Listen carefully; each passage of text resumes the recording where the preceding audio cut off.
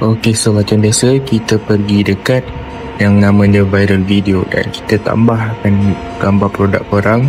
Okey, dan korang boleh tengok lah ada basic info, audience, brand and goal dan campaign detail. Kalau korang rasa puas hati, korang terus generate saja. Okay, lepas tu korang boleh pilih cerita mana yang korang nak yang sesuai dengan keinginan korang. Okay, kalau rasa tak sesuai generate baru, korang boleh slide barulah. Tengok ada lagi beberapa lagi dia buat. Lepas gambar dah siap, korang tengok sesuai ke tidak yang korang nak. Kalau korang rasa sesuai, korang pergi slide bawah, korang tekan dia generate ke video dan korang akan tengok macam biasa dekat prompt, pastikan bahasa ataupun dialog korang kena sama dengan bahasa dekat bawah ni lah, jangan ada yang salah.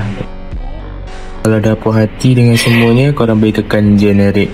Okay, so korang akan tunggu beberapa saat dan inilah hasil dia. Hai, awat lah, aku lambat sangat cuba raudah Miss Serenity ni. Ish, sembuh banyak mana pun, bau tak hilang juga. Cubalah pula yang ni. Tengok jadi ke hidup.